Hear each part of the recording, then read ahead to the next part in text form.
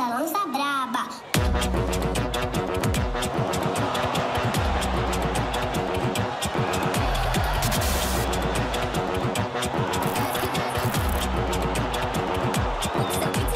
Quel Neymar on attend aujourd'hui? On attend le joueur NBA, le clutch player qui va te faire gagner au buzzer. C'est ça qu'on attend.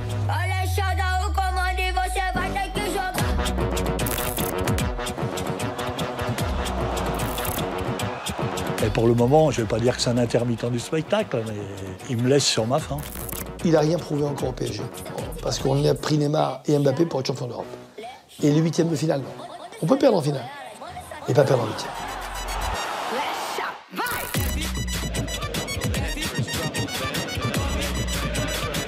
Il n'a pas suffisamment porté l'équipe vers les sommets européens. Et c'était la raison pour laquelle le PSG est allé chercher Neymar. Pour rêver plus grand. Pour le moment, on se contente du rêve. À Neymar d'apporter la réalité. Et est-ce qu'il n'est pas en descente au mauvais moment?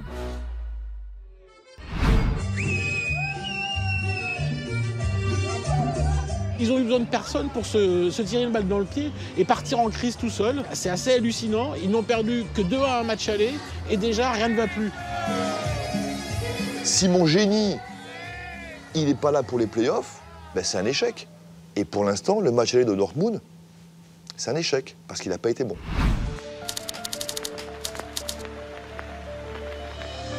Eu agradeço o carinho da maravilhosa torcida blaugrana, mas sinto em meu coração que é hora de partir.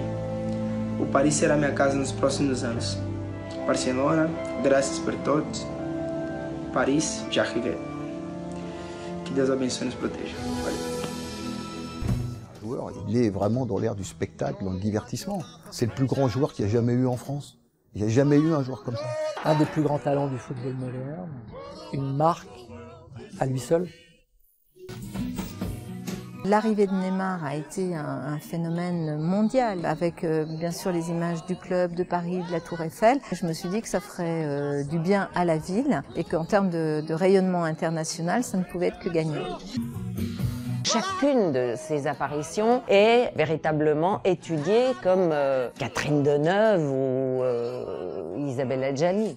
C'est la star fraîche d'aujourd'hui. Neymar est arrivé comme une superstar. Si personne ne lui pose un cadre, il aurait bien tort de se priver des libertés qu'on lui octroie. Quand vous donnez les clés du club à un joueur comme ça, bah forcément, il a le sentiment que tout lui appartient et donc, naturellement, il va penser qu'il va pouvoir faire un petit peu ce qu'il a envie. Finalement, on sait qu'il est en dehors du club, il n'est pas rentré dedans. Il n'est pas là. Émotionnellement, il n'est pas là.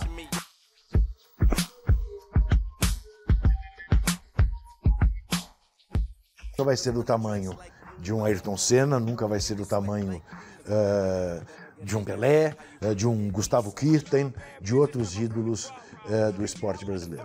Il n'a pas encore cette bouteille, cette autorité qui lui permet d'être au-dessus de tous les autres. Il n'est pas encore exemplaire. Personnage frivole, c'est un peu un Peter Pan, il ne veut pas grandir.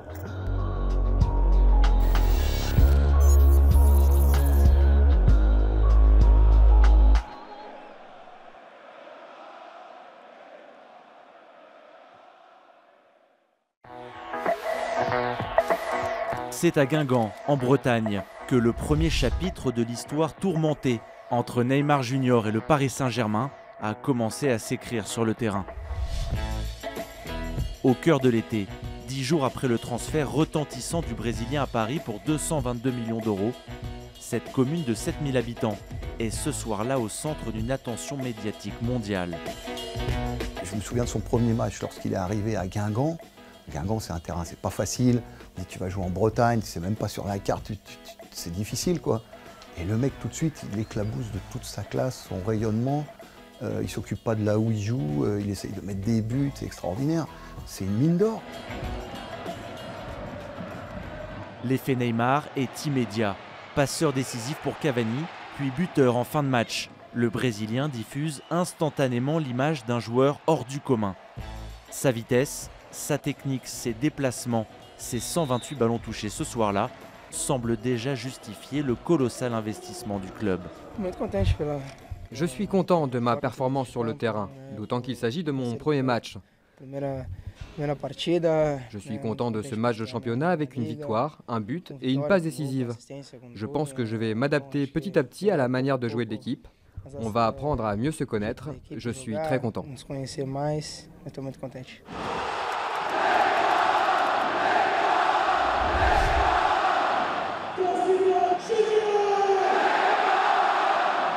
Une semaine plus tard, l'idylle naissante entre le Brésilien et les Parisiens se prolonge de manière spectaculaire. Pour ses débuts à domicile, Neymar livre une prestation éblouissante. Un doublé, 2 passes décisives, un pénalty provoqué et des frissons qui parcourent tout au long de la soirée les tribunes du Parc des Princes.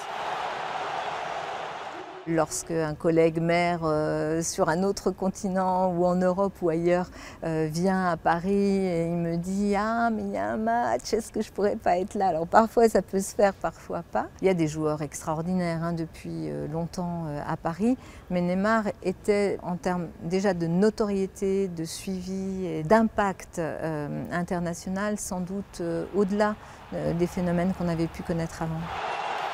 De quoi rendre euphoriques les dirigeants du Paris Saint-Germain. Ces images, comme celles de Guingamp une semaine plus tôt, ont été diffusées dans plus de 180 pays par 50 diffuseurs étrangers, valorisant ainsi la marque PSG à travers le monde. Car l'arrivée de Neymar dépasse largement le cadre du sport et de la recherche de la performance. C'est aussi une opportunité unique de permettre au club d'émerger comme une franchise majeure du sport mondial. Nous sommes un club de football lifestyle et l'association avec Neymar prend tout son sens parce que lui aussi dépasse les frontières du football. Et donc, quand on mélange le Paris Saint-Germain et tout ce qu'il représente, la Tour Eiffel et sa capacité à rayonner au-delà du football et la capacité de Neymar et de l'effectif dans sa globalité, ça constitue un cocktail absolument incroyable qui nous permet de transcender le champ du football unique et d'aller s'adresser aux familles, aux personnes intéressées par la gastronomie, la mode, la musique, etc. Encore une fois, nous sommes une marque de sport mondial, mais plus qu'une marque de sport, nous sommes un acteur de l'entertainment. Davantage que Messi et Cristiano Ronaldo, plus âgés que lui, Neymar incarne cette jeune génération, frivole et hyper connectée. Qu'il soit en famille ou avec ses amis, la star brésilienne adore se mettre en scène pour ses plus de 170 millions d'abonnés sur les plateformes sociales.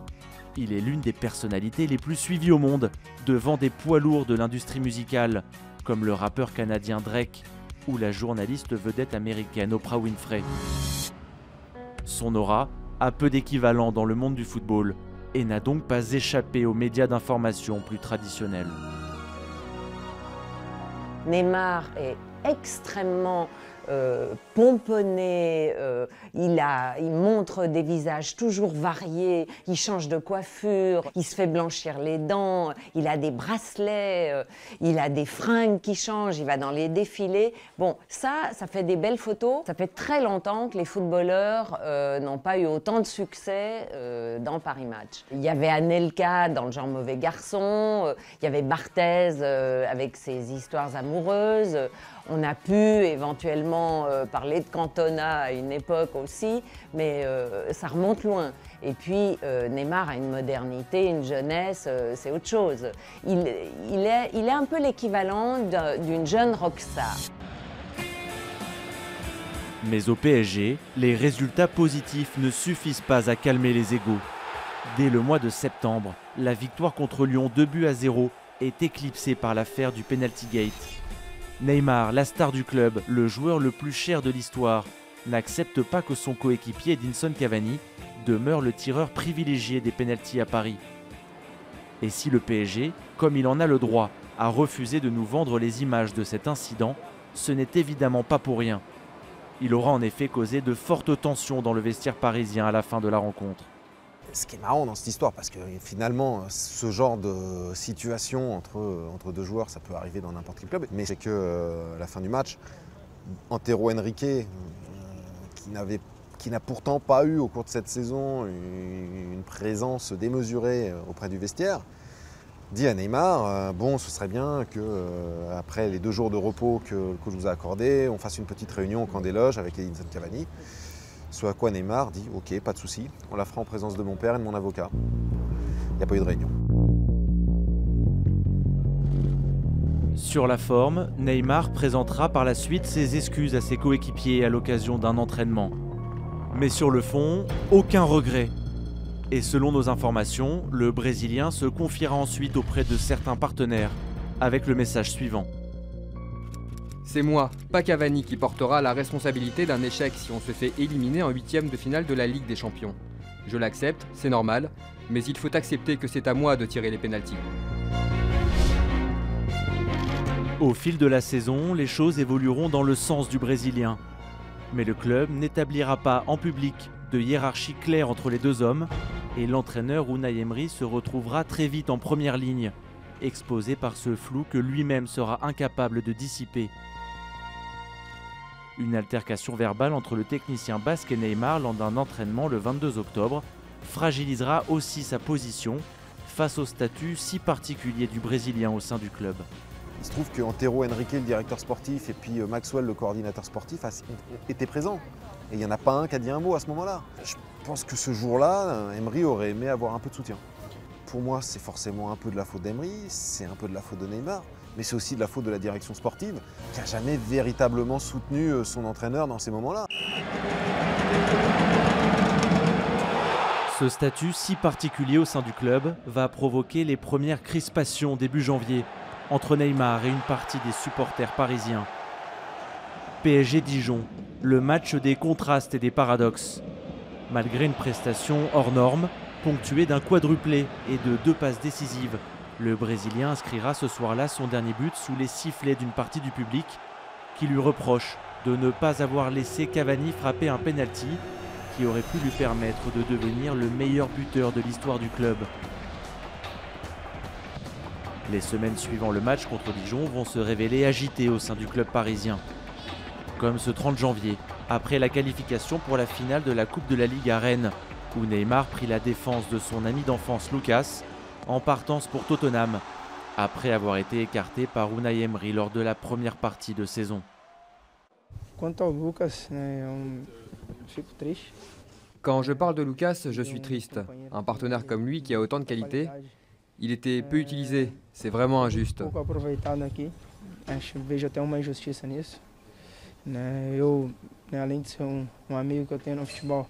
C'est mon frère dans le foot. Je lui souhaite toute la réussite possible et qu'il revienne en sélection nationale, quel que soit son futur club.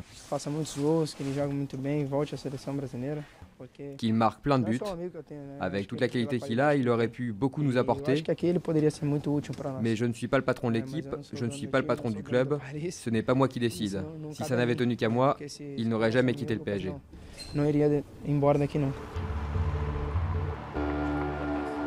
Avec Neymar, difficile de s'ennuyer. Le 5 février, cette fois, la star brésilienne invite 250 convives et tous ses coéquipiers pour fêter ses 26 ans. Une célébration à son image, joviale et démesurée. À 48 heures d'un match de Coupe de France contre Sochaux et 10 jours avant le choc contre le Real Madrid en Ligue des Champions, la médiatisation d'un tel événement interpelle. Quand tu es entraîneur de foot, tu passes 10 ans à travailler la physio, la bio, la psychopéda. Et puis on t'explique que ce qui se passe 48 heures avant un match, pas pour le match forcément 48 heures après, mais pour tout ce qui se passe derrière, il n'y a rien de plus important, la régénération de la testostérone, l'élasticité musculaire, comment refaire un corps en si peu de temps, s'il n'y a jamais le moindre excès et tout. On ne bosse que là-dessus, c'est là où il faut faire vraiment très très attention avec les joueurs. Et quand je vois que c'est validé un anniversaire avec des joueurs un petit peu imbibés jusqu'à 4 ou 5 heures du matin, à partir du moment où un club cautionne, je pense que le club ne fait pas son boulot. C'est intolérable. Le débat revient alors avec insistance. L'institution PSG est-elle assez forte pour gérer l'ouragan Neymar? Les dirigeants parisiens, présents à l'anniversaire, ont-ils les moyens de s'opposer à leur joyau? Comment canaliser les humeurs d'un tel joueur élevé au rang de superstar et dont l'aura médiatique dépasse celle de son employeur. Comme il est tellement grand, il est tellement énorme, il a coûté tellement d'argent, il est tellement fort, il a tellement d'impact sur l'équipe, il y a des fois les conséquences sous-jacentes qui sont un petit peu moins, comment dirais-je, qui nécessitent effectivement une gestion particulière, et là ça se complique. C'est une star mondiale. Neymar, c'est quand même un des plus grands joueurs du monde aujourd'hui. Mais je veux dire, il ne faut pas faire en sorte, dans les yeux d'un dirigeant, que Neymar soit autre chose qu'un joueur du Paris Saint-Germain comme les autres joueurs. Il faut le gérer de la même façon. Parce qu'après, dans un groupe, dans un collectif, ça peut créer des problèmes. Ça peut créer des problèmes. Parce qu'il ne faut pas qu'on croie ou qu'on sente qu'il n'y a que de la considération pour tel ou tel joueur. Donc il faut trouver un équilibre. Comment voulez-vous faire une équipe avec un joueur qui a avec un statut de superstar et avec un club qui le laisse faire ce qu'il veut? Je sais ce que c'est que de gérer des stars, même des stars un peu compliquées. Il m'est arrivé de travailler avec une méga star qui s'appelle Jean-Claude Van Damme, Bernard Tapie, Nicolas Sarkozy. Bon, je crois qu'ils n'ont rien à envier à Neymar. Mais sauf que la seule façon de les gérer, c'est de les traiter comme s'ils s'appelaient Jean-Claude, Bernard ou Nicolas. Si vous les traitez avec le statut de star, vous êtes mort. Vous ne les gérez pas, vous les subissez. Et c'est ce qu'a fait le PSG. Il y a beaucoup de rumeurs. Le football, le Paris Saint-Germain, Neymar sont des sujets qui font vendre. Il y a une citation que j'aime bien, c'est qu'on parle de vous, c'est affreux, mais il y a une chose qui est pire, c'est qu'on n'en parle pas. Pour conclure sur ce sujet, je pense que ce n'est pas un sujet. Et heureusement, parce que comme nous faisons la une et l'actualité de manière assez régulière, si ça devait constituer un handicap, on le saurait et ce n'est pas le cas. Vous êtes en charge des questions économiques, notamment au club, mais vous êtes aussi directeur général adjoint. Donc on peut aussi vous poser des questions par rapport à la globalité du club. Et il y a aujourd'hui une question qui revient sans cesse par rapport à Neymar, c'est est-ce que l'institution PSG a les épaules pour gérer un phénomène pareil? Est-ce que vous avez une réponse à ces questions qui insinuent forcément que ce n'est pas forcément le cas? Écoutez, le club est un club jeune. Paris Saint-Germain est un club jeune qui s'est profondément transformé en 6 ans. Le fait qu'un joueur de ce calibre, le fait que des talents comme lui, Mbappé, et les autres avant lui, Beckham, Ibrahimovic, Cavani, Verratti, Alves, aient fait le choix de rejoindre le club, c'est un signe et un marqueur important des réalisations et du projet du club. Et donc ce sont des atouts qui aujourd'hui viennent renforcer le projet du Paris Saint-Germain et évidemment que l'institution est capable d'accueillir ce genre de talent. Sinon, il ne serait pas venu, il ne nous aurait pas rejoints et il ne resterait pas au club. Est-ce que lorsque vous entendez toutes ces choses, ça agace quand on est dans l'opérationnel? Est-ce que ça vous agace? Non. Jamais? Non. Non.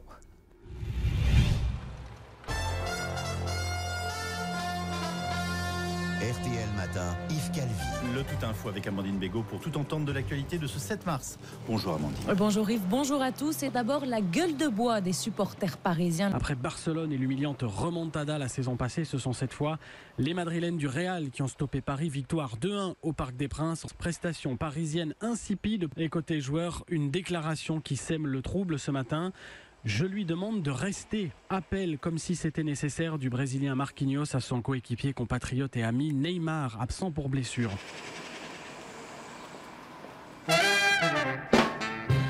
À l'élimination douloureuse contre le Real Madrid, se sont ajoutées des rumeurs persistantes d'un possible retour de Neymar en Espagne. Et si la star parisienne quittait le club, 1 an seulement après son arrivée? La question est évoquée avec insistance dans les journaux madrilènes depuis plusieurs mois. Elle passionne et fait beaucoup jaser, alors que le silence du joueur accentue les doutes sur ses envies profondes. J'ai l'opinion que Neymar ne partira pas cette année du PSG parce que le Real il est conscient que c'est très compliqué. C'est très difficile de faire venir un joueur qui vient d'arriver au PSG. Je suis sûr que le Real veut Neymar, mais je suis sûr aussi que le Real est conscient que maintenant c'est très compliqué de faire venir Neymar. Très compliqué. Le débat nécessitera une mise au point du père de l'attaquant, en marge d'une visite de Nasser El Khelaifi à la Fondation Neymar, au Brésil. Neymar a déjà un avenir au PSG. Il a un présent au PSG. Sur ces images réalisées par la fondation créée par le Brésilien, Neymar Senior et le président parisien affichent un visage souriant et une certaine complicité. En ces temps d'incertitude, il faut à tout prix rassurer.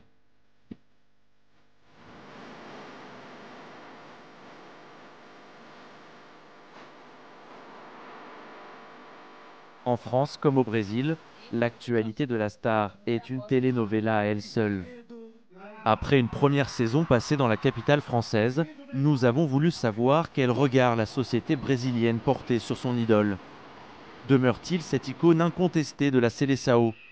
Les critiques sur son comportement ont-elles toujours escorté son chemin? Nous avons traversé l'Atlantique pour nous rendre sur sa terre natale.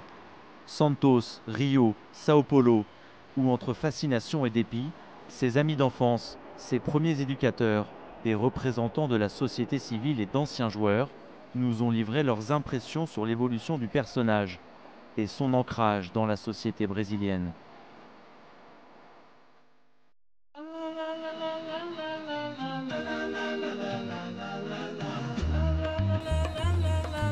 Rio, son décor de carte postale, avec ses plages inondées de soleil et de terrains de jeu.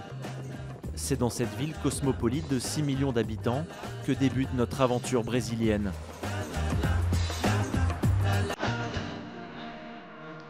Nous nous rendons dans les locaux de Sport TV, la chaîne sportive de TV Globo. Le soir du match entre le Real Madrid et le PSG, le 14 février, une polémique a éclaté entre Walter Casagrande, ancienne gloire de la Seleção, et Neymar Senior. Incomoda o torcedor brasileiro, a maioria, e a imprensa brasileira ficar passando a mão no Neymar o tempo todo. Ele já mostrou diversas vezes comportamentos fora do coletivo, mimado, colocando em risco até a equipe. Ontem ele tomou um cartão amarelo no primeiro tempo. Se ele faz uma falta ou cava uma falta, o juiz põe ele para fora. E aí seria desastroso. Isso pode acontecer na Copa do Mundo também. Ces critiques avaient provoqué la colère du père de Neymar, qui avait répliqué avec virulence quelques heures plus tard sur son compte Instagram en utilisant des termes quasi tribaux.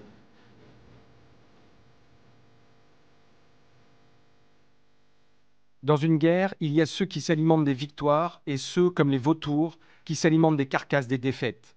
Ils profitent d'un micro et d'une carrière de joueur sans éclat pour distiller leur frustration. Mais n'oubliez pas, on a perdu une bataille, pas la guerre. La guerre de mon fils, il la pratique depuis tout petit, en évitant les vautours et en renaissant toujours plus fort.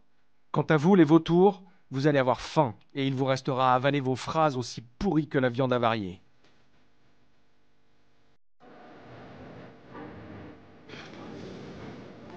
Marcelo Barreto, l'un des présentateurs vedettes de la chaîne, était présent ce jour-là et n'a rien oublié de cet incident.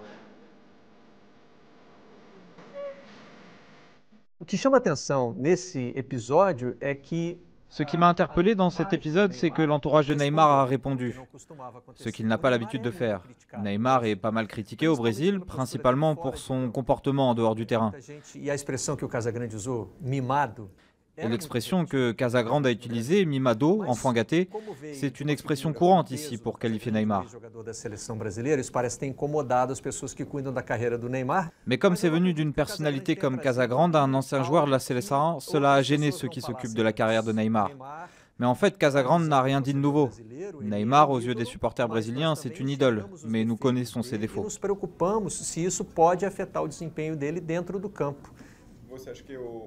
Le père de Neymar se comporte vraiment comme un bouclier. En fait, on ne connaît pas Neymar d'une autre façon. Neymar, c'est un phénomène de notre époque. Il a toujours été protégé par l'entreprise de son père. Il y a toujours eu ce mélange entre la famille et le business. Neymar n'a jamais été un personnage indépendant. Il n'a jamais été un Ibrahimovic, un Cantona, un mec qui fait ce qu'il veut quand il veut et qui se moque de la réaction du marché. Il a toujours été géré par l'entreprise familiale, celle de son père. Famille et business ont toujours été liés. Família e negócios sempre estiveram em torno do Neymar. L'ancien Lyonnais Juninho, lui aussi consultant pour l'émission sportive, a un avis plus mesuré sur la passe d'armes qui a opposé Casagrande et le père de Neymar. Pour moi, c'était tout exagéré, un peu de notre part et un peu de la part du père de Neymar aussi. Pour moi, personnellement, je suis Neymar depuis longtemps, depuis qu'il a commencé le foot. Pour moi, il n'est pas très loin de Messi et de Cristiano Ronaldo. Ses performances, pour moi aussi, elles étaient formidables au Paris Saint-Germain, jusqu'au jour qu'il casse ses pieds. Il laisse son équipe jouer sans lui, malheureusement pour le PSG. Moi, je ne trouve pas que son comportement il passe à côté. Bien sûr que quand tu es trop regardé, comme c'est le cas de Neymar, bien sûr que des fois il y a des réactions qui sont différentes. Mais pour moi, je ne vois pas un comportement qu'on peut dire « Ah, Neymar, il est différent au Paris Saint-Germain aujourd'hui ». On ne sait pas comment ça marche. Apparemment, de loin, le groupe, il est divisé un peu. C'est ça que je sens plutôt sur le terrain qu'en dehors du terrain. Le comportement peut-être de tous les joueurs ensemble, ce n'était pas le même pour récupérer les ballons, pour disputer les ballons. Mais par rapport à Neymar spécialement, je pense que c'était exagéré. Si Neymar Senior a pris la défense de son fils avec autant de vigueur, c'est qu'il s'agace des commentaires acerbes dont fait l'objet l'attaquant vedette du Paris Saint-Germain depuis quelque temps. Bien qu'il soit toujours adulé par une majeure partie de la population, Neymar Junior a désormais des détracteurs.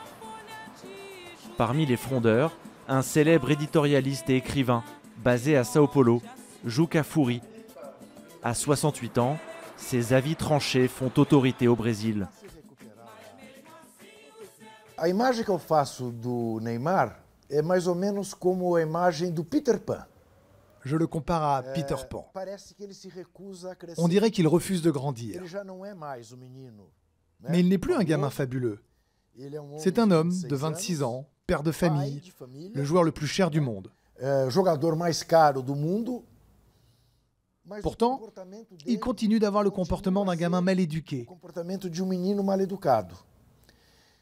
D'un gamin qui est dans ce monde pour réaliser le rêve de son père.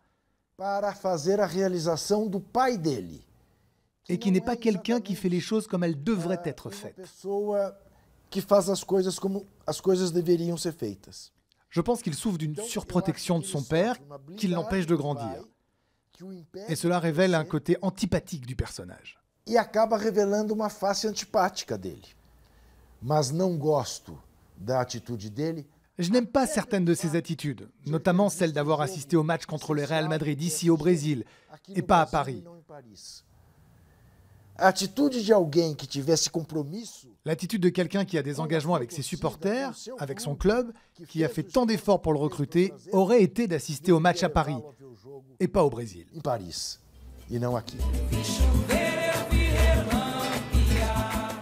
Des attitudes individualistes sur le terrain et un comportement en dehors qualifié d'immature.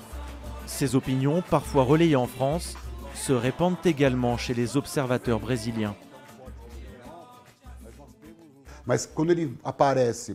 Quand Neymar est dans l'ostentatoire au lieu d'aider son prochain, quand il se moque d'un adversaire au lieu de lui tendre la main, quand il fait des blagues comme s'il était un gamin qu'il n'est plus, je m'interroge.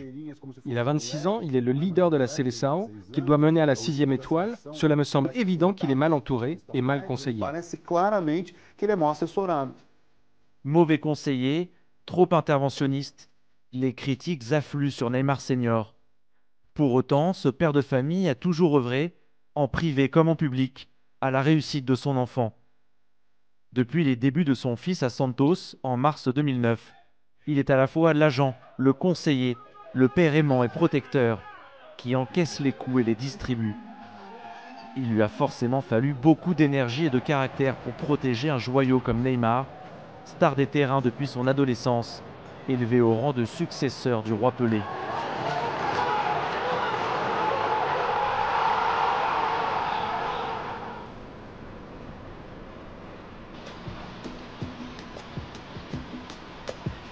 Santos, ville portuaire située à 1 heure de voiture de la mégalopole Sao Paulo, au sud-est du Brésil.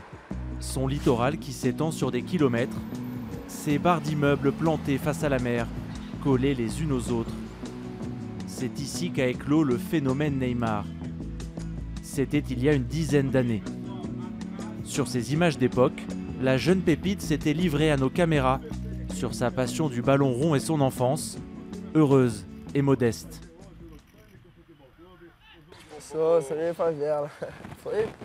Je suis à moitié de la favela, comme on dit ici. Ça signifie que je suis issu d'une famille très humble. On habitait à São Vicente avec ma grand-mère, mais aussi d'autres membres de ma famille. J'étais entouré de mes amis, j'allais à l'école et je jouais au cerf-volant, mais aussi et surtout au foot dans la rue. Mon enfance ressemblait à ça. Malgré les difficultés, c'était les années bonheur. J'étais tout petit aussi, donc je ne me rendais pas forcément compte des galères que mes parents devaient surmonter. Mais pour moi, c'était tudo bem, c'était tranquille, toujours, et je ne pensais qu'à une chose, jouer au foot.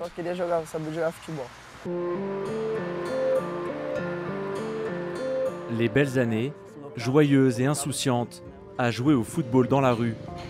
Doudou s'en souvient parfaitement. Avec ses faux airs de Pablo Escobar, il fut l'ami d'enfance de Neymar jusqu'à ses 16 ans et son partenaire de jeu privilégié. J'habite ici depuis que j'ai 3 ans. J'ai connu Neymar quand il avait 5 ans. On a fait des tests, on est tombé dans la même équipe. C'est comme ça que notre amitié est née. On affrontait les gamins plus âgés, on avait 8-9 ans. On jouait contre des gars qui en avaient 14-15. Mais on arrivait quand même à les battre. Les perdants devaient payer un coca, un soda. En fait, nos adversaires étaient un peu nerveux, vu ce qu'on faisait avec le ballon. Neymar, il a toujours été le plus habile, le plus technique. Il driblait, feintait. Moi, j'étais plutôt le passeur. Avant que Neymar Junior ne devienne une star, les deux familles des jeunes garçons étaient très proches et passaient anniversaires et vacances ensemble. Neymar est ici. Là, c'est ma famille. Ma mère, mon père, mon frère. Là c'est Neymar ? Oui, c'est Neymar. Et là, c'est moi. C'est l'anniversaire de tes 8-9 ans ? Oui, 9 ans. Il faisait partie de la famille ? Oui, il vivait à la maison, il dormait là, et on voulait tout le temps jouer en fait. Donc il dormait à la maison, et le lendemain, on remettait ça. Là, c'est un autre anniversaire. On y voit mon père et le père de Neymar. Là, c'est encore une autre fête. Doudou a depuis longtemps arrêté le football pour se consacrer à sa carrière de juriste. Il a perdu contact avec Neymar, quasiment du jour au lendemain, alors que la célébrité de son vieux copain était devenue un obstacle à leur relation. Mais il garde un avis éclairé sur la relation entre le père et le fils. Qui gère la carrière de Neymar ? Son père. Il faut qu'ils continuent à être comme ils sont depuis toujours. Ce n'est pas à Neymar de rentrer dans les polémiques. Il ne va rien y gagner. Les gens disent qu'il doit couper le cordon. Moi, non, je ne pense pas. Son père doit continuer à le protéger. Et on parle d'une relation père-fils. Quel père ne protège pas son fils ? Quand on parle mal de son fils, la première chose qu'il va faire, c'est le défendre. Mais cela ne l'empêche pas d'être critique envers son fils. Tu peux être certain que quand il rate un match, son père le lui dit.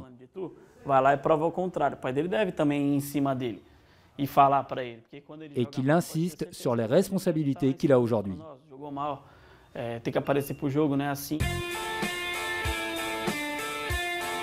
Avec Doudou, Neymar a débuté le football dans le club de futsal de Tumiaru, à São Vicente, commune limitrophe de Santos, où a grandi toute la famille du prodige. Un homme allait chercher le petit garçon en voiture pour l'accompagner aux entraînements. Son premier éducateur, Betinho. Oh, esse menino aqui. Betinho est aussi celui qui a découvert Robinho, l'ancienne star du Real Madrid et de Manchester City. Il a conservé intactes des dizaines d'archives photos et coupures de presse, des années passées avec les deux cracks brésiliens. Là, c'est Neymar, quand il joue à Grey Metal. Là, c'est Gabigol et Vitor Andrade. Neymar aqui, quando pela Neymar, eu tinha trabalho no Jabaquara. Foi durante 2 anos aqui o Neymar trabalhou aqui. Neymar s'est entraîné ici pendant 2 ans. Dans le coin là-bas, il a marqué un penalty qui valait 400 abdos. Celui qui ose aller marquer un but qui vaut 400 abdos, c'est qu'il est sûr de ne pas perdre. O cara não vai perder. S'il perdait, il devait faire 400 abdos. Perder 400, não era assim. Penalty se perder vale. Oui, il y avait une première série, un penalty raté, c'était 30 abdos. Tout le monde était obligé d'y aller. Deuxième série, c'était 50 abdos. Ensuite, 100. Aí quem é covarde e não quer mais nada, para. À 100 abdos, il y en avait déjà 10 qui abandonnaient. Neymar, lui, il restait.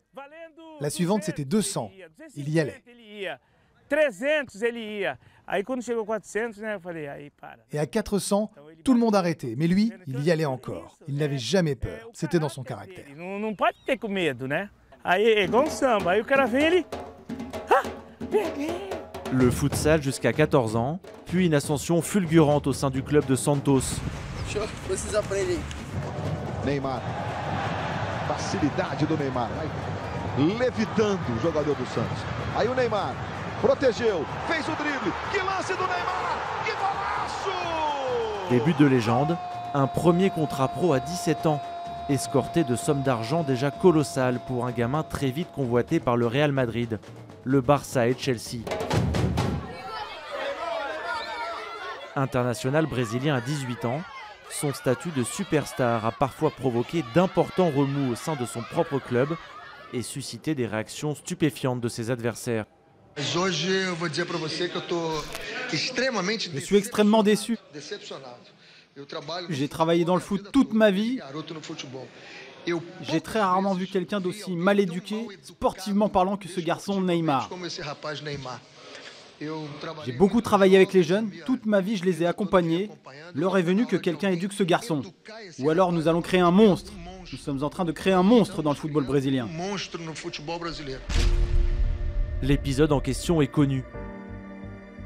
Lors d'un match entre Santos et l'Atlético Joanense, Neymar Jr., furieux de ne pas tirer un penalty qu'il a lui-même provoqué, insulte son entraîneur, qui sera débarqué dans la foulée. René Simoes était le coach de l'équipe adverse ce soir-là. Ce vieux baroudeur des bandes touches sud-américains, ancien entraîneur des équipes de jeunes au Brésil, qui fut également sélectionneur du Costa Rica ou de la Jamaïque, avec laquelle il disputa la Coupe du Monde 1998, fut le premier à critiquer publiquement le comportement de Neymar, alors âgé seulement de 18 ans. Aujourd'hui, c'est un crack. Mais à l'époque, il avait juste le potentiel pour être un crack. Et j'avais peur qu'on le perde. J'avais peur qu'avec un comportement non professionnel, on le perde. Car on en a déjà perdu beaucoup.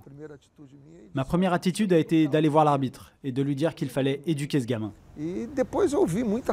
Après, j'ai entendu plein de trucs. Un journaliste m'a dit « ce n'est qu'un gamin ». Mais Pelé aussi a été un gamin.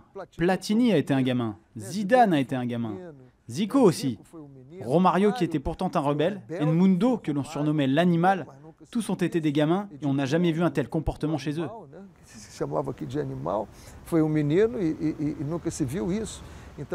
Neymar ne respectait pas les règles. J'ai donc pensé qu'il fallait intervenir.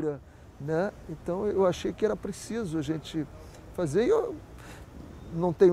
je n'ai aucun mérite. C'est son entourage qui l'a fait réagir ensuite.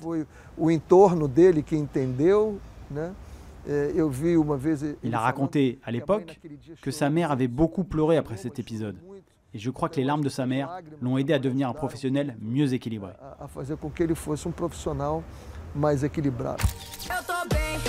À 22 ans, il est déjà une pop star dans son pays et collectionne les contrats publicitaires avec une vingtaine de marques. Les Brésiliens adorent sa belle gueule et suivent avec gourmandise sa relation amoureuse avec une autre star du pays, la mannequin Bruna Marquezine. Neymar apparaît même dans des telenovelas, ces feuilletons populaires dont raffolent les Brésiliens. Tá maluca? Neymar, agora eu sei que você é grande jogador. Aqui, vou chamar a segurança. Olha pra mim que eu tô aqui e a usinha inteirinha só pra você. Bora, vai, me faz um passe, me pega, me driba, me pega. Me pega, me rola, me driba. Sai, aí! Vai, pega, tira na rede, chuta a bola no gol. Eu sou sua mãe. Eu vou te ajudar, você vai arranjar um outro milionário, viu? Mas muito mais milionário do que o Neymar, e você vai agarrar pra...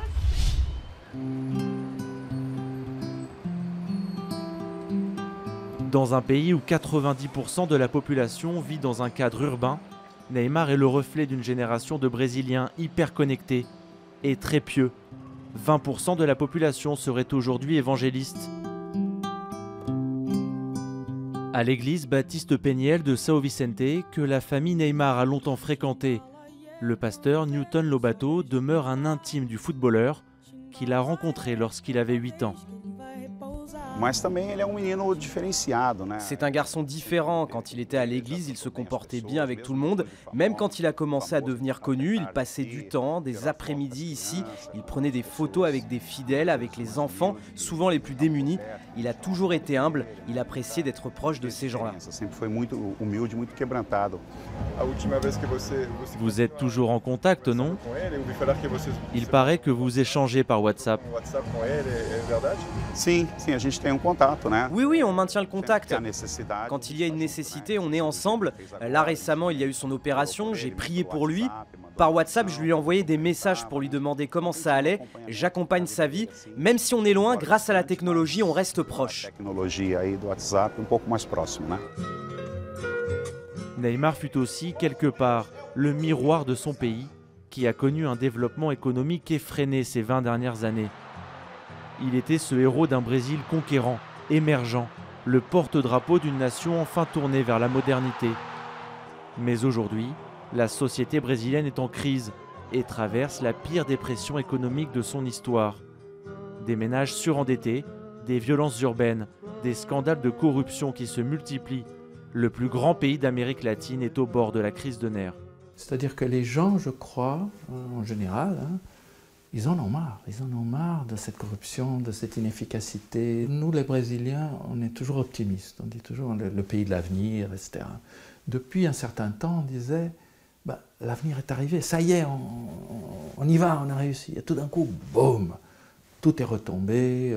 Tous les gens qui étaient un peu passés à la classe moyenne, qui avaient réussi à consommer un petit peu, ils sont tous en train de retomber dans la misère. Donc ça, c'est terrible, parce que quand vous avez connu un peu de prospérité, revenir en arrière, c'est horrible.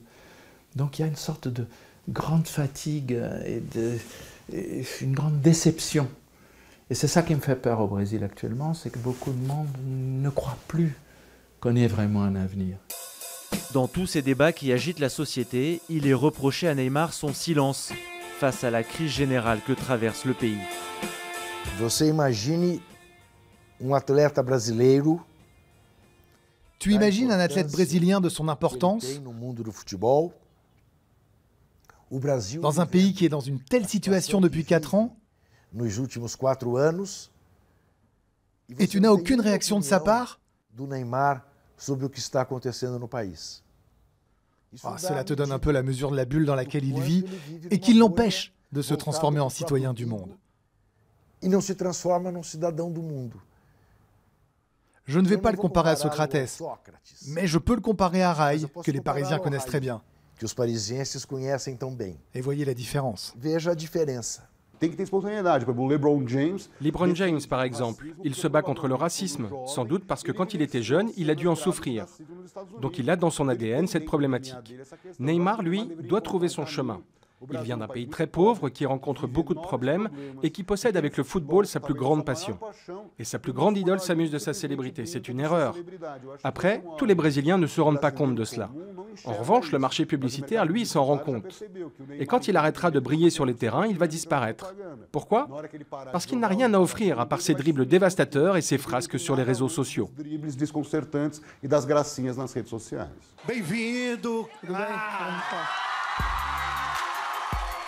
Lors d'une émission à la télévision brésilienne, une question a été posée à Neymar sur ce thème. Tout le monde veut que tu donnes ton opinion sur tout. C'est pas saoulant à force? Non, aujourd'hui je suis habitué à ça. Je sais que quand tu atteins un certain niveau, tout ce que tu dis peut se retourner contre toi. Il faut faire attention. J'ai appris tout au long de ces années, j'ai commis des erreurs plusieurs fois, mais je ne regrette rien et je ne veux rien changer. Parce que ce sont mes erreurs qui m'ont permis d'apprendre, de grandir et de mûrir. Toutes mes erreurs ont été importantes pour moi et c'est ce qui fait ce que je suis aujourd'hui. Que pensent ses partenaires économiques de cette situation? Nous avons posé la question à un représentant du principal sponsor de la Seleção, Gol, la première compagnie aérienne au Brésil, qui met en avant sur toutes ses affiches publicitaires l'image de Neymar. Qu'il soit critiqué est naturel quand on est quelqu'un de connu comme lui. Mais lorsque l'on voit ses valeurs familiales, toutes les œuvres caritatives dans lesquelles il s'investit, à son âge, ce n'est pas rien.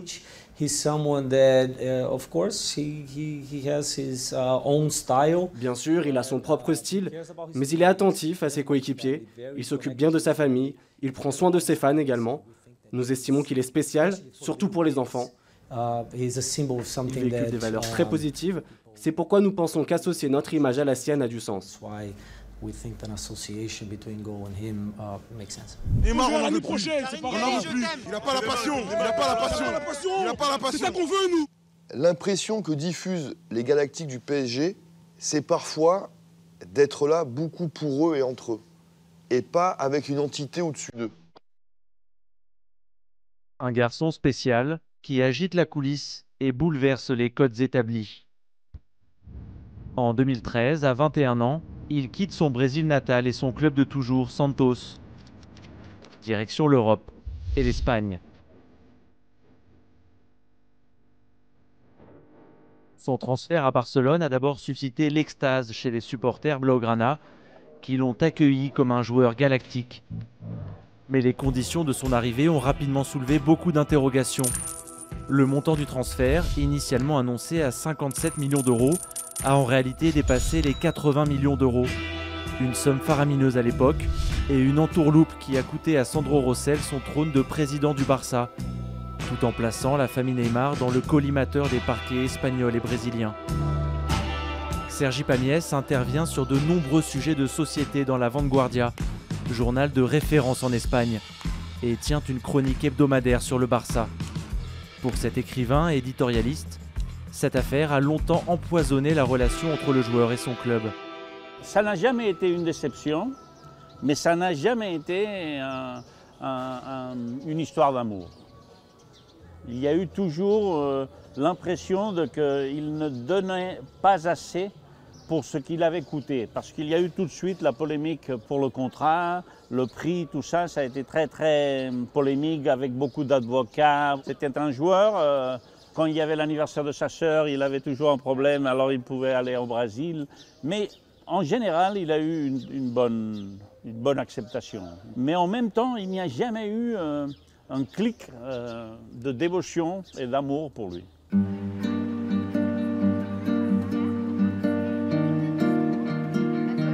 À Barcelone, où le respect de la vie privée des joueurs est beaucoup plus marqué qu'ailleurs en Europe, l'hygiène de vie du Brésilien et son goût pour les soirées qui se prolongent ont très rarement suscité de polémiques durant ces 4 années passées au club.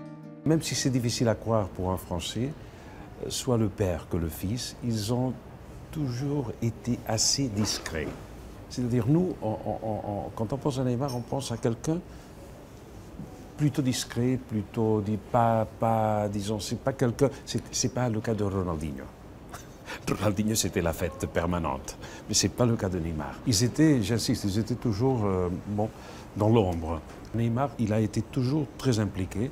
On a vu, je dirais, sa meilleure version, soit d'un point de vue sportif que d'un point de vue humain. Discret et toujours dans l'ombre de Lionel Messi. Le Brésilien a dès son arrivée compris qu'il devait prêter allégeance au roi argentin afin de s'intégrer dans le vestiaire catalan. Laurent Collet a été durant 5 ans le directeur marketing du FC Barcelone. Ce Français émigré en Espagne a assisté de l'intérieur à l'adaptation du crack brésilien dans l'effectif barcelonais. Au Barcelone, il était complètement intégré. Il y avait quand même des poids forts dans le vestiaire. Il y a eu Puyol au début, mais il y avait Gérard Piqué, Lionel Messi est quand même un poids fort. Donc il avait compris ça dès la première minute. Donc il s'est intégré. Il avait sa position, il avait sa personnalité, mais ce n'était pas quelqu'un ni de détonnant, ni de trop leader, ni d'isolé. Ce n'était pas quelqu'un qui avait une personnalité pénible ou difficile ou contradictoire avec le monde.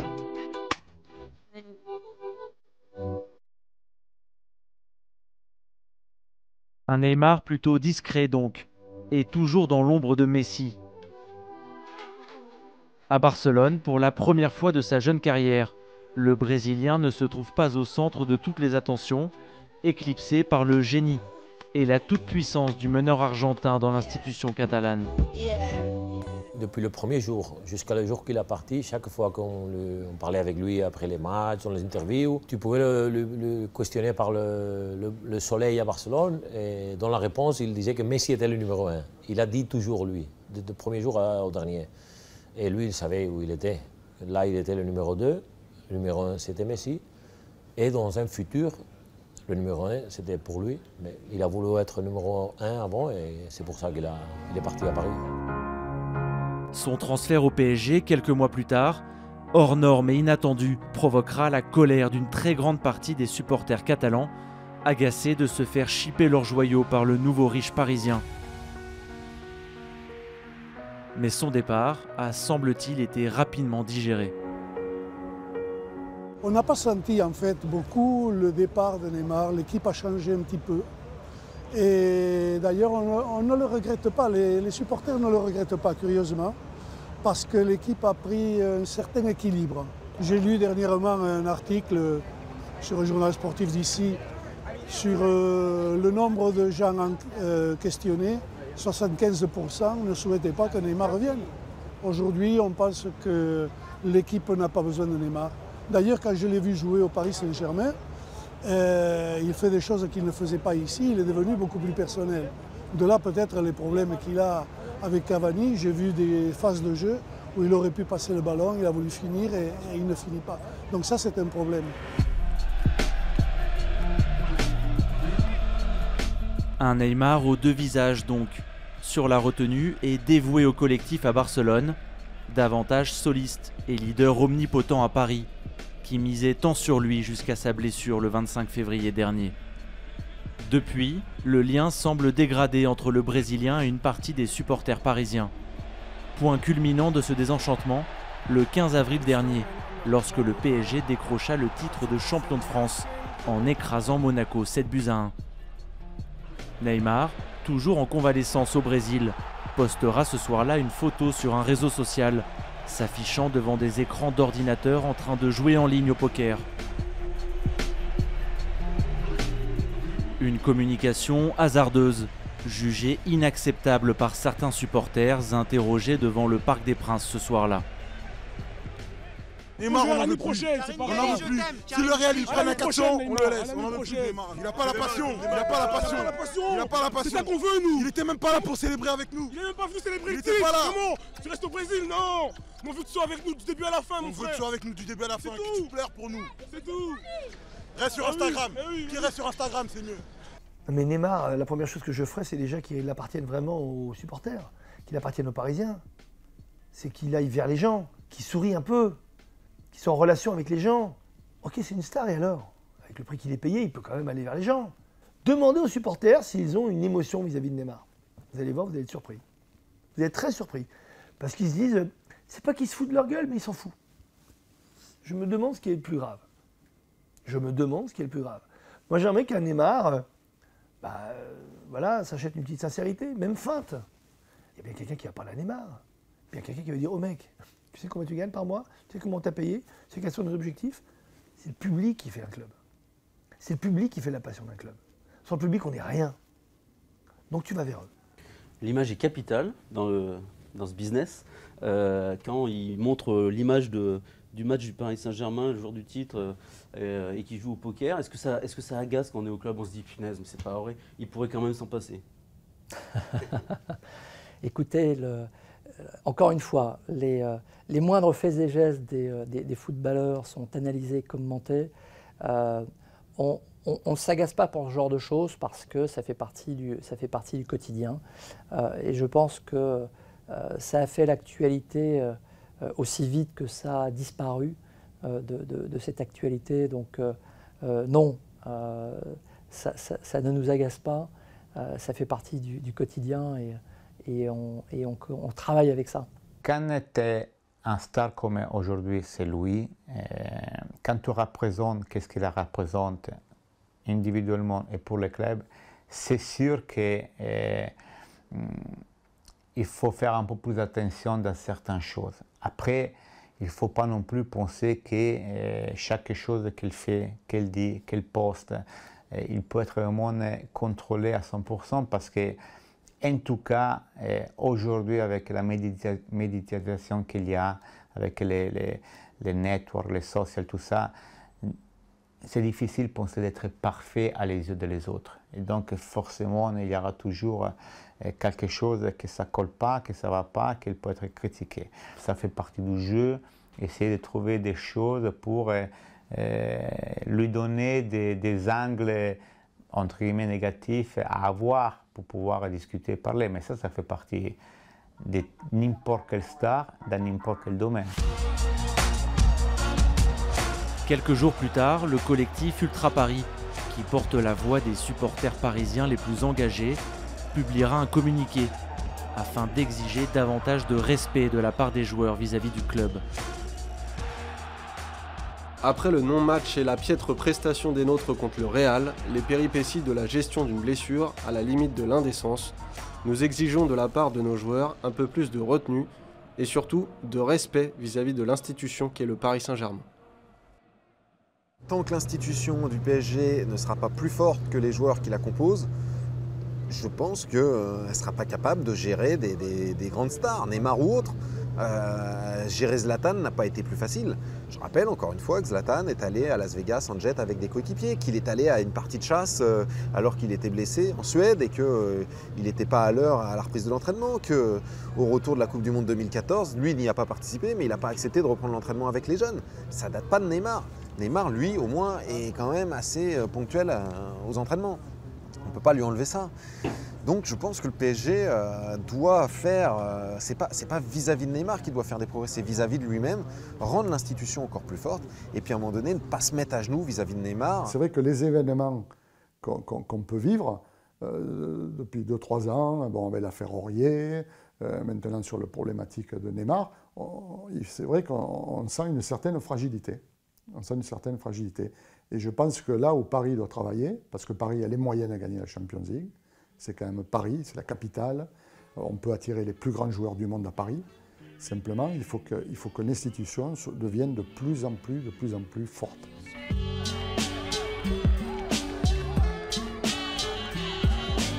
Neymar est un joueur qui a besoin de galons. Je ne sais pas combien de galons. Je crois que maintenant il en a trop. Et que ça a une influence négative dans son jeu et même dans son image. Il a trop de galons pour l'instant. Alors, quand il aura l'autorité pour avoir ces galons, ça sera un joueur extraordinaire. Mais pour l'instant, je trouve qu'il a plus de galons que de jeu. Unai Emery a-t-il su gérer le phénomène Neymar? A-t-il été suffisamment soutenu par son employeur? Le Basque n'a pas souhaité répondre à nos sollicitations. Afin de lui permettre d'exprimer son point de vue dans ce documentaire, nous avions contacté son frère, Igor, qui gère les intérêts et la communication du technicien espagnol. Au cours de cette conversation téléphonique, il était revenu à demi-mot sur les liens entre les deux hommes cette saison. Vous pouvez simplement dire que mon frère, il a été en contact tout le temps avec Neymar et qu'il est toujours. Vous pouvez tout simplement savoir ça. C'est un joueur difficile à gérer quand même. C'est pas n'importe qui. C'est une personne. C'est un être humain. Je pourrais mettre ça alors. Et c'est tout. Vous pouvez mettre ça, mais oui, c'est la vérité. Ah oui, ça c'est une vérité. On peut pas, là au moins on peut pas la contester. Écoutez, c'est une personne qui qui peut être contente, qui peut souffrir, qui peut sourire, qui peut ne pleurer. Voilà, c'est ça. Neymar, je suppose que vous êtes pareil. Moi, je suis comme ça. Tout le monde est comme ça.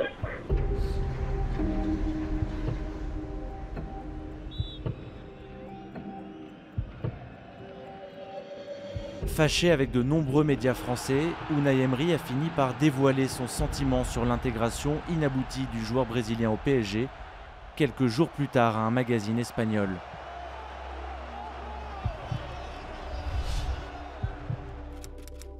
Mon opinion est qu'au PSG, le leader s'appelle Neymar. Ou plus exactement, le leader s'appellera Neymar, car il est en train de le devenir. Et Neymar est venu au PSG pour être le leader, pour vivre ce processus nécessaire afin de devenir le numéro 1 mondial. C'est un processus auquel il manque encore un peu de temps afin de se consolider. À Manchester City, le chef c'est Pep. Au PSG, le chef doit être Neymar.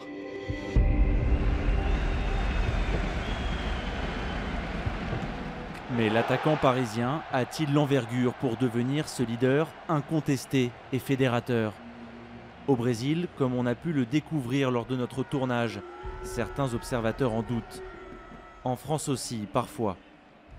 La star, c'est quelque chose qui est inné, non? Par rapport à la personnalité, la façon d'être, la façon de s'exprimer, la façon de se relationner avec les gens, non?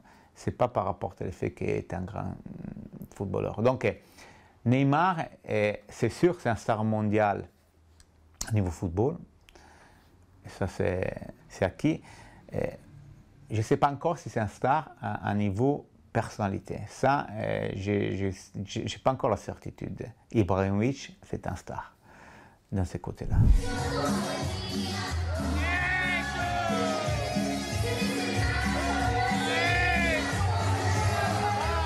Ces images, je les ai vues, le monde entier les a vues. Deux choses, soit tu fais en sorte que ça ne sorte pas, soit beaucoup plus simple, tu le fais pas. Pour moi, c'est plus simple.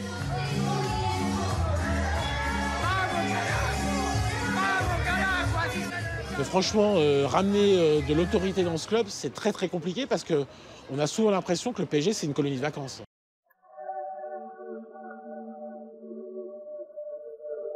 Dans l'esprit de ses proches, Neymar aurait dû profiter de l'année 2018 pour prendre une nouvelle envergure dans le football mondial. Elle se révélera finalement catastrophique.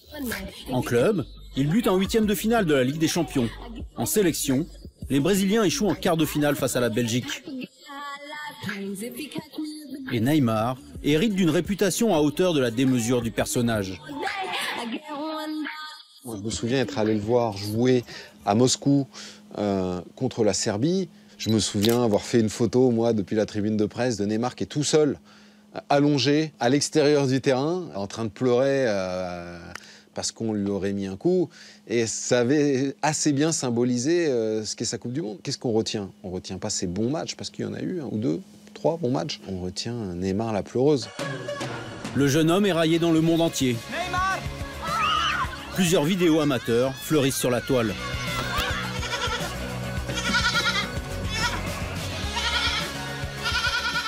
2018 est terrible pour son image parce qu'il n'appartient plus à la galaxie des joueurs qui comptent, des joueurs décisifs. Il appartient désormais à cette catégorie des joueurs qui agacent le public. » Une marque flaire l'aubaine.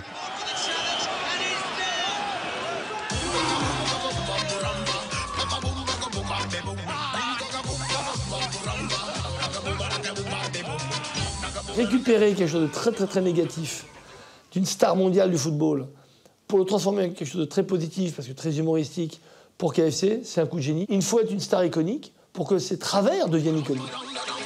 De son côté, Neymar s'apprête à répondre aux critiques au travers d'une publicité destinée au marché brésilien. Trava de chuteira na panturrilha, joelhada na coluna, pisão no pé. Você pode achar que eu exagero, e às vezes eu exagero mesmo. Mas a real é que eu sofro dentro de campo. Agora na rua. Cette pub est magnifique. D'abord parce que c'est pas une pub. C'est on va dire un aveu, une déclaration, une confession de Neymar. Et cette confession est intéressante parce que pour une fois, je dis bien pour une fois, on le sent sincère. Quand ça a été écrit, à mon avis, par des dizaines et des dizaines d'avocats. Mais ce qui est incroyable, le génie de ce texte, c'est qu'il a l'air vrai. Il a l'air sincère.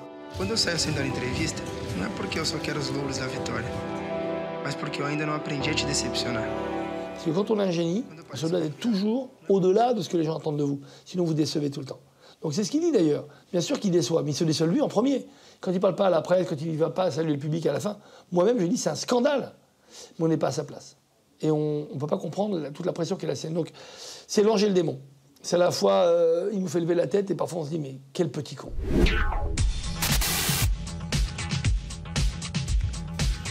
Au lendemain de cette Coupe du Monde agitée, le PSG connaît une reprise plus sereine. Le nouvel entraîneur allemand, Thomas Tuchel, séduit l'environnement parisien et sa star planétaire.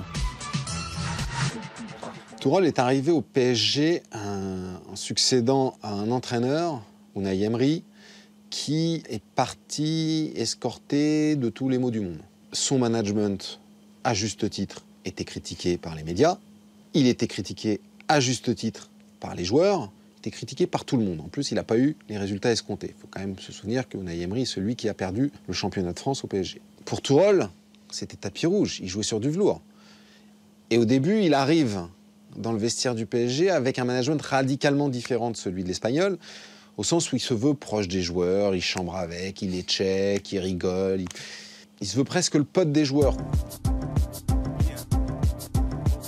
C'est un artiste, un joueur exceptionnel, un des meilleurs dans le monde. Et les artistes comme les joueurs exceptionnels ont besoin d'un traitement spécial.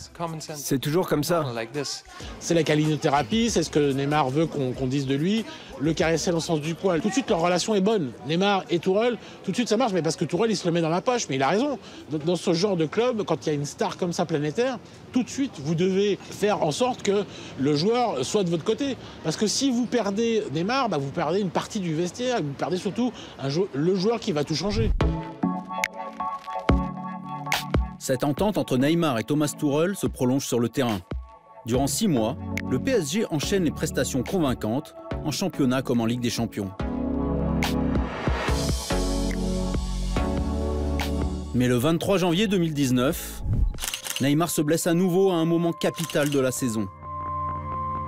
Juste avant les 8e de finale de la Ligue des Champions face à Manchester United, il se fracture le 5e métatarsien du pied droit. Il doit déclarer forfait pour les 3 prochains mois. En convalescence, Neymar reprend sa vie de soliste. Direction Salvador de Bahia, puis Rio de Janeiro. Le Brésilien doit honorer un événement fondamental. Monsieur va au carnaval, ça s'arrête jamais en fait, c'est toujours une sorte de sitcom permanente. Il n'y a jamais un épisode hors football pour montrer une forme de dose de sérieux. Une fois encore, le PSG passe pour un club qui ne contrôle rien. Le mec, il se cogne 70 heures d'avion, si on le laisse faire, tu vois. Donc, parmi tous les petits problèmes qu'il y a eu depuis 2 ans, la gestion de la blessure, les premières semaines d'après, j'ai toujours dit, et je le pense encore aujourd'hui, ça a été une catastrophe. C'est toute la difficulté du Paris Saint-Germain qui a acheté 222 millions d'euros à un joueur qu'il n'arrive pas à maîtriser. Un joueur qui se met au-dessus de l'institution Paris Saint-Germain parce qu'il sent que l'institution Paris Saint-Germain est trop faible. Il fait ce qu'il veut. À son retour à Paris, Neymar vit depuis les tribunes du Parc des Princes l'élimination du PSG face à une formation très affaiblie de Manchester United. Elle le rendra furieux contre l'arbitre, une colère qui lui coûtera 3 matchs de suspension. Avec Neymar, c'est un jour sans fin et les problèmes s'accumulent. Star mondial du football, le Brésilien Neymar est accusé de viol par une jeune femme. Selon la plaignante, elle-même brésilienne, les faits se sont déroulés mi-mai dans un hôtel parisien proche de l'Arc de Triomphe. Il faut être très prudent. Je lis cette histoire à travers la naïveté d'un joueur qui fait quand même venir une femme du Brésil qu'il a rencontrée via les réseaux sociaux. Il lui paye un billet d'avion pour venir à Paris, où il lui paye une chambre d'hôtel. Il la connaît pas. Je vais tout publier, toutes les conversations que j'ai eues avec cette femme, tous les moments passés avec elle. Cela relève de l'intimité, mais il est nécessaire de rendre publiques ces preuves pour montrer qu'il n'y a là rien d'important. La police brésilienne en est arrivée à la conclusion qu'il n'y avait pas d'indices suffisants pour accuser le footballeur de viol. La justice ira dans le même sens et Neymar ne sera pas poursuivi. Mais, une fois encore, l'image du joueur est écornée. Et ça montre le côté immature de ce joueur. C'est quand même hautement naïf et ça a un peu désabusé son père, qui s'est dit quand même à son âge, il serait temps qu'il grandisse et qu'il arrête de céder au plus trivial des tentations. Quelques jours plus tard, nouvel épisode dans la telenovela Neymar. Après les blessures, après les ennuis judiciaires, le joueur le plus cher de l'histoire du football enclenche un bras de fer avec le PSG dans l'espoir de retourner au FC Barcelone. Tout débute par effectivement l'information dans l'équipe que Neymar et que le club du PSG ne sont pas opposés à un départ. Neymar, qui avait pourtant répété qu'il adorait le PSG, confie que oui, il a envie de partir. Le club n'a pas envie de se mettre à ses genoux. Et c'est le début d'un feuilleton estival qui va durer jusqu'au 31 août. L'union entre le Paris Saint-Germain et le Brésilien n'a pas 2 ans. Le joueur se dit prêt à payer une partie de son transfert pour faciliter la transaction. Du jamais vu. Neymar veut quitter Paris à tout prix. Avec Neymar, on a toujours l'impression que ça l'ennuie d'être au PSG. Ça l'ennuie quand Paris est champion de France, que lui est blessé, il joue au poker. Ça l'ennuie de jouer en Ligue 1. Ça l'ennuie le manque de soleil à Paris. Ça l'ennuie qu'il n'y ait pas la mer. Alors, il aurait peut-être pu se renseigner. À Paris, il y a la Seine et on ne peut pas se baigner dedans, mais il n'y a pas la mer. Et donc, avec Neymar, on a toujours l'impression que rien ne va avec le Paris Saint-Germain. Donc voilà, c'est pour ça qu'on le retrouve un jour au carnaval, un jour à l'anniversaire de sa sœur, un jour à vouloir partir de Paris. Le 15 juillet 2019, afin de peser sur les tractations, Neymar s'attaque à un symbole fort de l'histoire récente de son club. Le meilleur moment que j'ai vécu dans le football, il y en a 2. D'abord notre victoire aux Jeux Olympiques, et il y a aussi la remontada contre Paris. La sensation quand on a marqué ce 6e but, jamais je n'ai vécu quelque chose de pareil. C'était vraiment incroyable.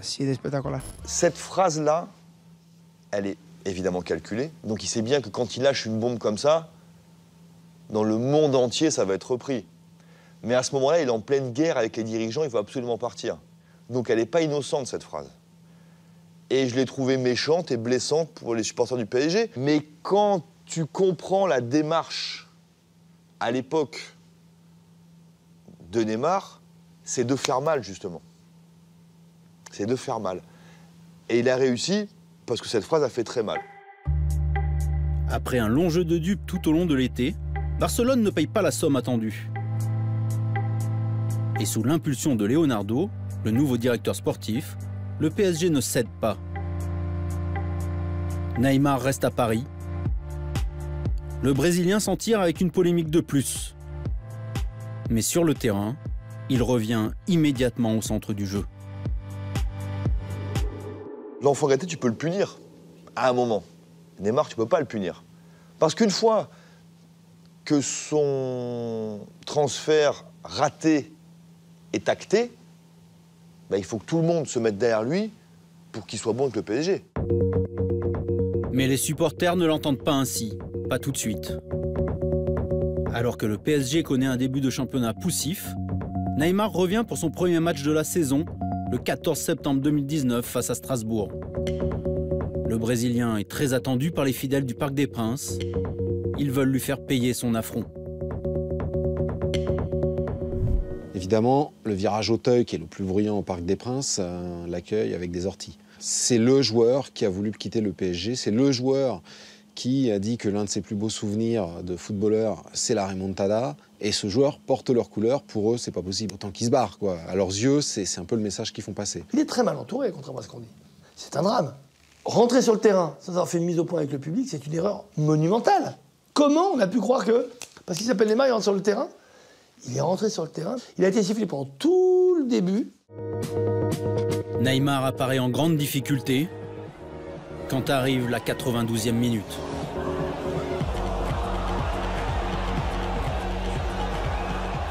Il est tellement fort, il a tellement une étoile, il a tellement un truc écrit dans son histoire, ce mec. Après avoir été tout ce qu'il a été et tout ce qui peut nous rebuter pendant tout l'été, le mec te met un des plus beaux buts de l'histoire du PSG. Il met un but d'extraterrestre et puis la moitié du parc a déjà oublié. Ça m'a fait chier qu'il marque. Je me suis dit, il est trop fort, c'est trop facile. Neymar enchaîne les prouesses et affiche un plaisir rafraîchissant sur le terrain. Il y a quelque chose qui m'a marqué au cours de cet été parisien de Neymar, c'est son retour à l'entraînement à Shenzhen pendant le Trophée des Champions, où effectivement on voit en coulisses, on voit dans les à côté un joueur qui n'est pas très heureux d'être là. Mais une fois qu'il est sur le terrain à l'entraînement, mais c'est un môme.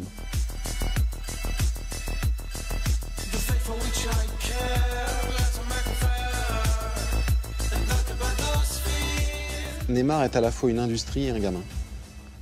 C'est une industrie parce qu'il génère un fric de malade, voilà, autour de lui.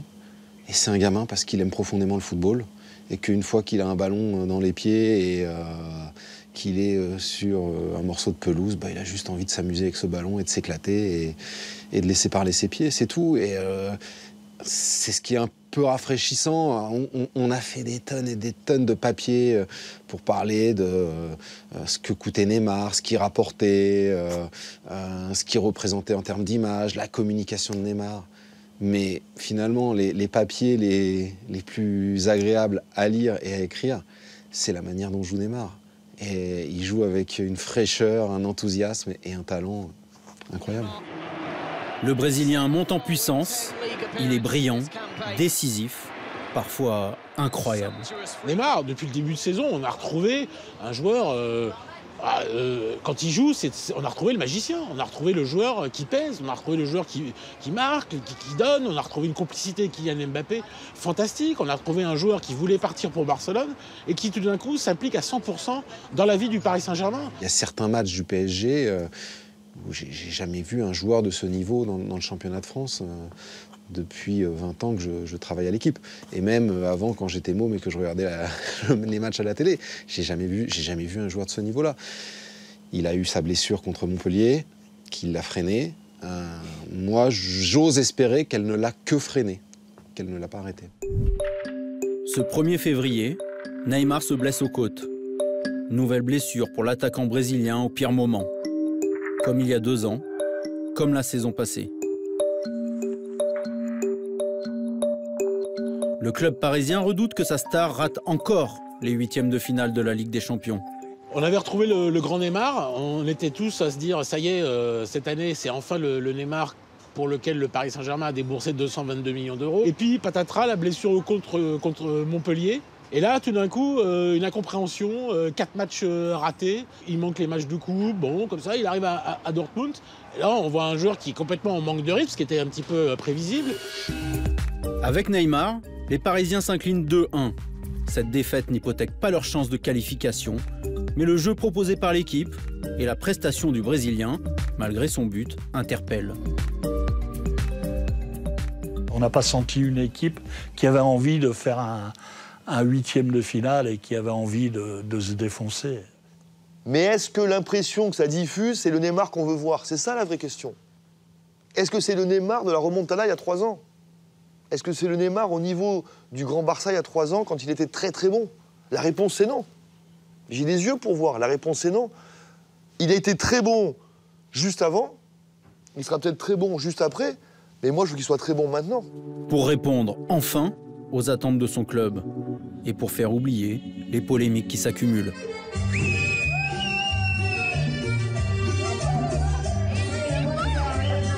Seulement 2 jours après la défaite face à Dortmund, les joueurs parisiens, hilars, se sont ainsi exposés sur les réseaux sociaux. Dans une période de l'année où tu as un rythme de NBA. Tu joues tous les 3 jours. Tu te plains d'être fatigué. Tu te plains des blessures. Tu te plains du calendrier. Et tu fais anniversaire, déjeuner, dîner, re-anniversaire, redîner, Et à un moment, tu ne peux pas avoir tout. Donc, l'impression, encore une fois, que tu diffuses au monde entier, c'est juste que c'est pas sérieux. Parce que Bayern ne le fait pas, parce que Chelsea le fait pas, parce que City le fait pas, et parce que s'ils le font, personne ne le sait. Depuis un mois, l'atmosphère générale trahit une fébrilité au sein du club parisien. À la veille d'une rencontre face à Dortmund essentielle pour sa crédibilité, le PSG semble hanté par ses vieux démons. Cette implosion fait que c'est parti un petit peu en cacahuète et que la parole de Leonardo, tout d'un coup, elle a eu moins de poids, puisque tous les joueurs ont profité de la faiblesse de l'institution pour dire c'est pas de ma faute, que ce soit Thomas Meunier, que ce soit l'entraîneur Thomas Tuchel, que ce soit Neymar qui dit on m'empêche de jouer. Donc Leonardo, après, il a beau avoir reprendre le leadership dans le vestiaire en provoquant des réunions. Incarner l'autorité, c'est très compliqué, qu'il n'a pas complètement réussi sa mission, mais qu'on peut reconnaître que la tâche, elle est ardue, que franchement, ramener de l'autorité dans ce club, c'est très très compliqué parce qu'on a souvent l'impression que le PSG, c'est une colonie de vacances.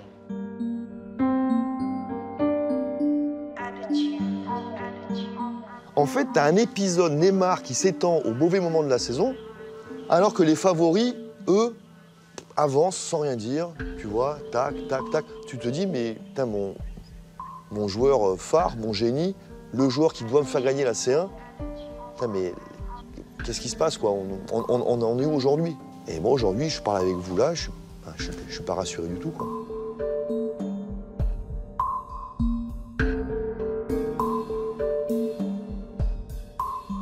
Là, au match retour, on attend beaucoup de lui et il est venu pour ça. Les dirigeants l'ont fait venir pour ça. Ils ont payé un transfert qui est quand même plus que conséquent. Il a un salaire pour faire gagner des matchs comme ça. Là, il peut enfin jouer un 8e de finale de Ligue des Champions, l'aller et le retour.